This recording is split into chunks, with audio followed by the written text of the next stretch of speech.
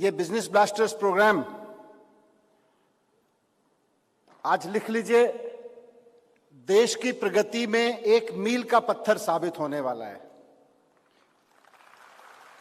आज 7 सितंबर 2021 को दिल्ली के सरकारी स्कूलों के 9वीं से 12वीं के और रादर 11वीं से 12वीं के बच्चों के लिए लॉन्च हो रहा ये प्रोग्राम आने वाले समय में देश की प्रगति का आधार बनने वाला है। ये मैं आज आपको बता रहा हूं। एक बहुत बड़ी तरक्की की बुनियाद इस प्रोग्राम से रखी जा रही है। एक ऐसा दिन जिस दिन हम अपनी पाठ्य पुस्तकों में लिखेंगे कि भारत अब एक विकसित देश बन चुका है, ये आज का दिन उसकी बुनियाद बनेगा। जब मैं स्कूल में पढ़ता था तब भी हमारे स्कूलों में पढ़ाया जाता था कि भारत एक विकासशील देश है। 3 तरह के देश होते हैं, विकसित देश, कम विकसित देश और विकासशील देश। भारत एक विकासशील देश है। जब मैं स्कूल में पढ़ता था हमको तब भी पढ़ाया जाता था। आज जब हमारे बच्चे स्कूलों में पढ़ रहे हैं तब भी हम उनको यही पढ़ा रहे हैं कि 3 तरह के देश होते हैं और भारत अभी भी एक विकासशील देश है। और आज से हम जो शुरुआत करने जा रहे हैं, बिजनेस ब्लास्टर कहिए या कोई और नाम दे दीजिए, लेकिन ये जो काम हम शुरू करने जा रहे हैं, अगर इसको हमने ठीक से लागू नहीं किया तो यकीन मानिए हमारे बच्चों के बच्चे भी अपने बच्चों को यही पढ़ाया करेंगे कि भारत एक विकासशील देश है, अभी भी विकसित नहीं हुआ। लेकिन अगर हमने और आपने मिलकर इस बिजनेस ब्लास्टर प्रोग्राम और पूरे के पूरे एंटरप्रेन्योरशिप माइंडसेट करिकुलम को हमने ठीक से लागू कर दिया तो आज मेरा पूरा भरोसा है कि 15 से 20 साल मैक्सिमम लगेंगे कि हम अपनी टेक्स्ट बुक में बदल देंगे इस इतिहास को कि भारत अब विकासशील देश नहीं, विकसित देश बन चुका है। और ये एंटरप्रेन्योरशिप माइंडसेट करिकुलम और उसमें भी विशेष रूप से ये बिजनेस ब्लास्टर प्रोग्राम इसका बहुत बड़ा आधार बनने जा रहा है। आज जब मैं ये बात कह रहा हूं तो हो सकता है कुछ लोगों को लगे बड़े बोल हैं, आज हो सकता है कुछ लोगों को लगे बड़ी यूटोपियन बात कर रहा है,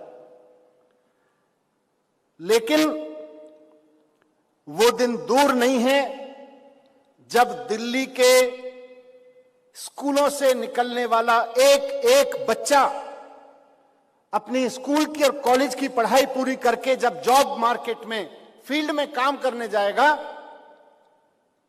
तो वो नौकरियां मांगने के लिए खड़ा नहीं होगा लाइनों में लग के, वो नौकरियां क्रिएट करेगा। ये दिन दूर नहीं है। अभी आप कुछ 41 बच्चों का यहां प्रेजेंटेशन देखेंगे इसके बिजनेस ब्लास्टर्स का पायलट प्रोग्राम, और खुद सोचिएगा, आप देखेंगे उस प्रेजेंटेशन को, उनके साथ इंटरेक्शन भी करेंगे।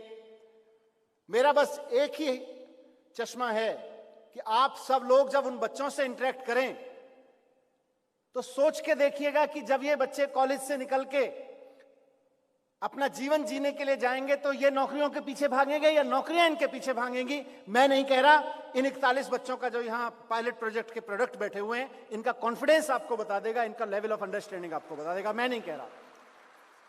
आप मुझे गलत साबित करने की पूरी कोशिश करिएगा और मैं गारंटी देता हूं कि इन 41 बच्चों में से एक एक बच्चा आपको गलत साबित करेगा अगर आप ऐसा सोचते हैं कि मैं गलत कह रहा हूं। तो मेरा विश्वास है इनमें से एक भी बच्चा अब नौकरी मांगने के लिए लाइन में खड़ा नहीं होगा। या तो ये नौकरियां बनाएगा, नौकरियां पैदा करेगा, या नौकरियां इनके पीछे भागेंगी, ऐसा मेरा दावा है।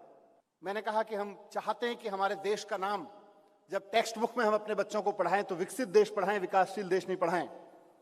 लेकिन हमारा नाम बदलने की राजनीति में, नाम बदलने के चाह में कोई ऐसा रोमांस नहीं है। ये नाम बदलने के रोमांस से हम प्रभावित नहीं होते हैं। नाम नहीं बदलना है, तस्वीर बदलनी है। और पहली तस्वीर यह बदलनी है कि हम सब कहते हैं ना भारत युवाओं का देश है, कहते हैं कि नहीं? बताएं, कहते हैं कि नहीं कहते?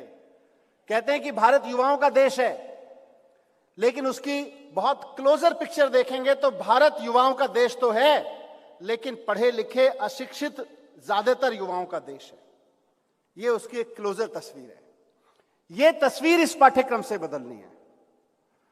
इस बिजनेस ब्लास्टर प्रोग्राम से यह तस्वीर बदलनी है कि भारत पढ़े लिखे, सक्षम और ऐसे युवाओं का देश है जो नौकरियों के पीछे नहीं भाग रहे हैं, नौकरियां बना रहे हैं। यह तस्वीर हमको बदलनी है।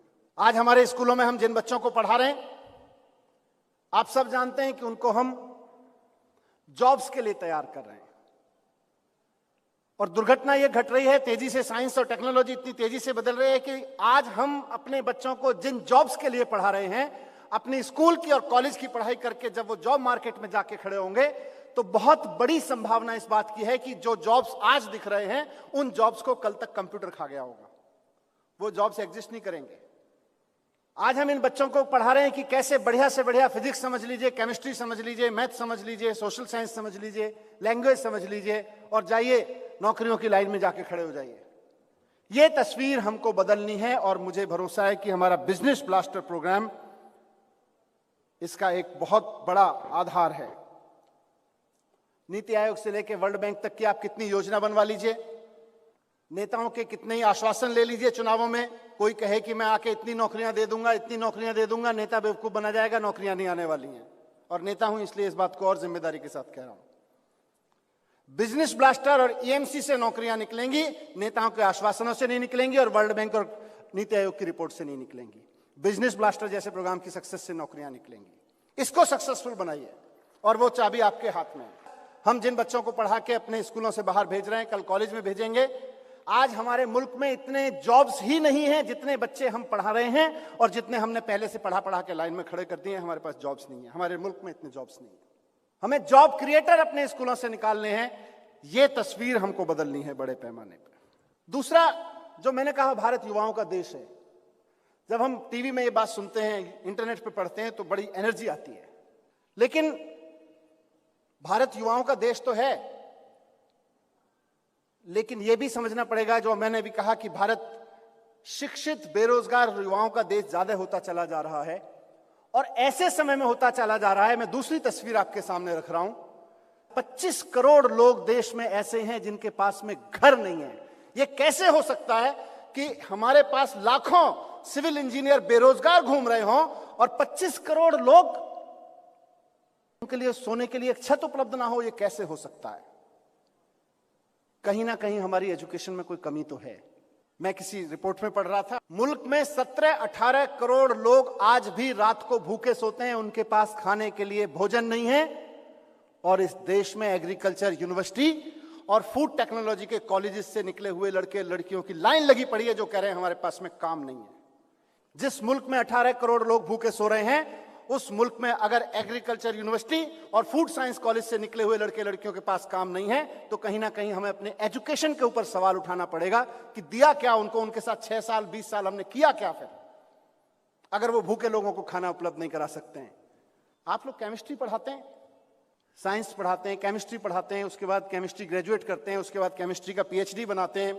पोस्ट ग्रेजुएट बनाने के बाद आप सोच के देखिए, एक टीचर होने के नाते, एक प्रिंसिपल होने के नाते मैं चाहता हूं, और खासतौर से ईएमसी की जब हम बात करें और बिजनेस ब्लास्टर की बात करें और इससे हम क्या हल करना चाह रहे हैं, क्या लार्जर विजन लेके चल रहे हैं, इस पे तो सोच के देखिए कि इस देश में दवाइयों की कितनी कमी है और हम कितने लड़के लड़कियों को केमिस्ट्री पे केमिस्ट्री पढ़ाए जा रहे हैं। हम रसायन शास्त्र के पीएचडी दे रहे हैं, लेकिन हमारे रसायन शास्त्र का पीएचडी जाके कॉलेज में कहता है मुझे प्रोफेसर बना दो, प्रोफेसर की नौकरी दे दो। ऐसा क्यों नहीं हो सकता है कि हमारा केमिस्ट्री पढ़ने वाला लड़का जाके कहे मैं ऐसा केमिकल बनाऊंगा, ऐसी दवाइयां बनाऊंगा कि इस देश में किसी के लिए दवाइयों की कमी ना हो, मैं उस सेक्टर में जाऊंगा। वो जाके नौकरियां ढूंढ रहे हैं। कहीं ना कहीं हमारी एजुकेशन में एक बड़ी कमी है और आज के दिन हम सब पिछले 2 साल से इस पे काम कर रहे हैं।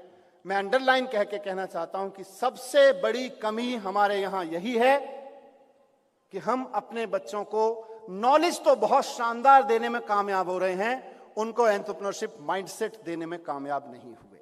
ये ठीक ऐसा है जैसे एक बहुत शानदार माइक तो आपने बना के दे दिया, लेकिन उसका तार नहीं लगाया और वायरलेस सिस्टम है नहीं। अब मैं बोलता रहूं, आप तक मेरी आवाज ही नहीं पहुंचेगी। ये जो तार है या वायरलेस सिस्टम है, वो माइंडसेट का काम करता है। ये जो इसकी टेक्नोलॉजी है माइक की, ये मेरे सिग्नल को पकड़ के, मेरी आवाज को पकड़ के इसको कन्वर्ट करने का काम करती है, साउंड्स में एम्पलीफाई करने का काम करती है, लेकिन ये वायर आप तक ले जाता है। ये माइंडसेट की कमी रह गई। इसे दूसरा उदाहरण मैं दूं तो एक बहुत शानदार, बहुत चमचमाता हुआ 5 स्टार होटल जैसा मकान हमने बना दिया और हम बहुत खुश हुए जा रहे हैं कि देखो हमारा मकान कितना शानदार है, देखो हमारी दीवारें कितनी चमचमाती हैं, देखो हमारा रूफटॉप कितना अच्छा है। लेकिन हकीकत यह है कि हम बुनियाद डालना भूल ही गए। और जब एक शानदार आप मकान बनाते हैं और बुनियाद नहीं डालते तो क्या होता है? मकान चोरी हो जाता है। आपका मकान चोरी हो गया। आपने अपना बढ़िया चमचमाता हुआ आईआईटी से निकला हुआ एक माइंड मकान बनाया, उसमें माइंडसेट की बुनियाद नहीं रखी, अमेरिका की कंपनी आई उठा के ले गई।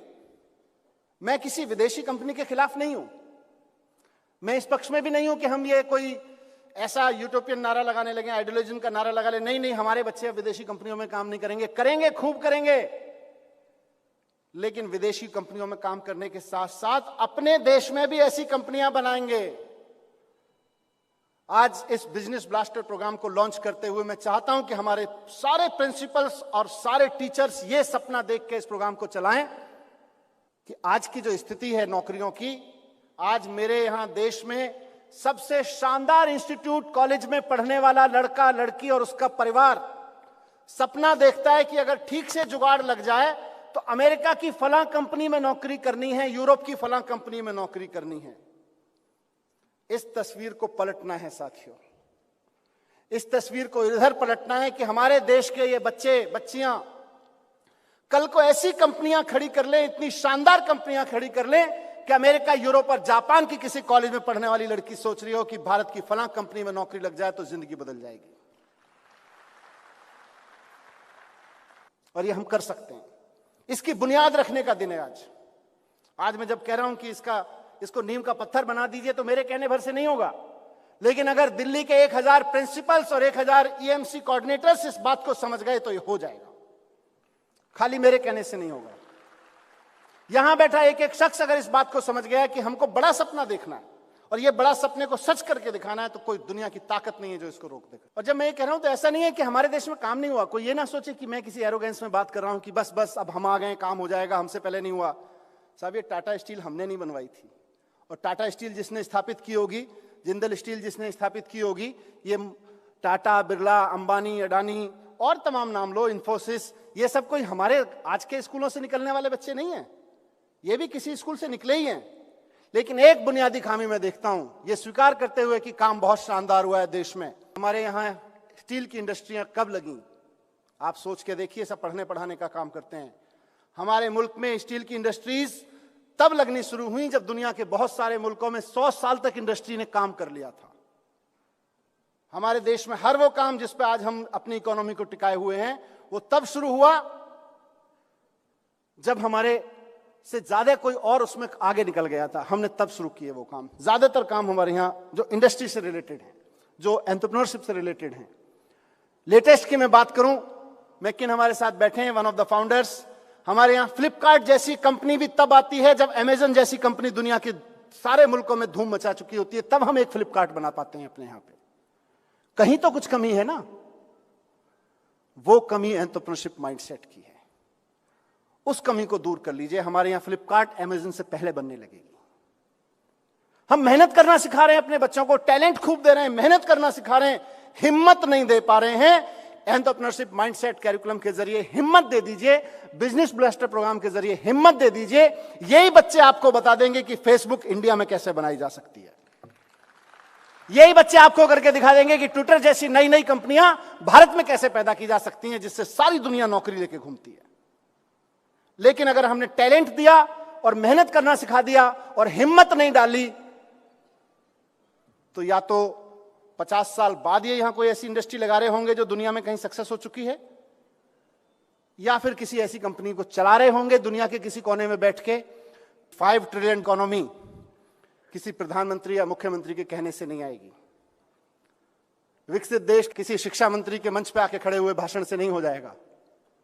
अगर हमको अपने देश को विकसित बनाना है, अगर हमको अपने देश के लिए $5 ट्रिलियन इकोनॉमी का सपना सच करना है, तो एंटरप्रेन्योरशिप माइंडसेट ही एकमात्र रास्ता है। क्योंकि हमारा यहां का सबसे बढ़िया टैलेंट निकल के जब गूगल में काम करता है, अमेरिका की किसी कंपनी में काम करता है, तो अच्छा तो लगता है कि साहब हमारा बच्चा 10 लाख रुपए महीने के, 20 लाख रुपए महीने के पैकेज में चला गया। लेकिन ये एक पेरेंट, एक टीचर और एक शिक्षा मंत्री से अलग हटके सोचिए, एक ऐसे व्यक्ति के रूप में सोच के देखिए जो ये सपना रखता है कि मेरे देश की इकोनॉमी किसी दिन 5 ट्रिलियन इकोनॉमी बन जाए। उसके रूप में सपना देख के देखिए, आपको लगेगा ये क्या हो गया। मेरा जो बच्चा आज गूगल में जाके किसी दुनिया की किसी बड़ी कंपनी में जाके प्रोडक्ट बना रहा है, उस प्रोडक्ट को दुनिया के सारे मुल्क खरीद रहे हैं, उस प्रोडक्ट के बेचने से जो प्रॉफिट हो रहा है वो अमेरिका की फलानी कंपनी को हो रहा है, तो अमेरिका की इकोनॉमी बढ़ रही है। और मेरे हिस्से में क्या आ रहा है, देश के हिस्से में क्या आ रहा है, कुल मिला के 10 लाख रुपए का पैकेज, और हम 10 लाख रुपए के पैकेज पे खुश हुए जा रहे हैं। 10 लाख रुपए हो या 20 लाख रुपए हो या 10 करोड़ रुपए हो, 10 करोड़ की तनख्वाह भी आप कर देंगे अगर अमेरिका और यूरोप की कंपनियों में हमारे best of the best talent काम करने जाएंगे। हमको कोई हक नहीं है कि हम 5 ट्रिलियन इकोनॉमी का सपना देखना शुरू करें। अगर 5 ट्रिलियन इकोनॉमी का सपना देखना है तो उससे पहले उस सपने की बुनियाद ये देखिए कि हमारे देश के स्कूलों में पढ़ने वाला हर बच्चा जब किसी कॉलेज में जाए तो वो अपनी नॉलेज तो लेके जाए, उसका माइंडसेट एंटरप्रेन्योरशिप होना चाहिए, एंटरप्रेन्योरल माइंडसेट लेके जाए। वो मैं आज आपसे अपेक्षा करके आया हूं। और मैं महज इस प्रोग्राम की शुरुआत करने नहीं बल्कि आप सबसे ये मांगने आया हूं कि अगला 1 साल करके देख लीजिए, आपका भी कॉन्फिडेंस बढ़ जाएगा। आपने जहां जहां अच्छे से काम किया है वहां वहां आप सफल हुए हैं, इसमें और अच्छे से काम करिए, पूरा देश सफल हो जाएगा, मैं ऐसा भरोसा करता हूं।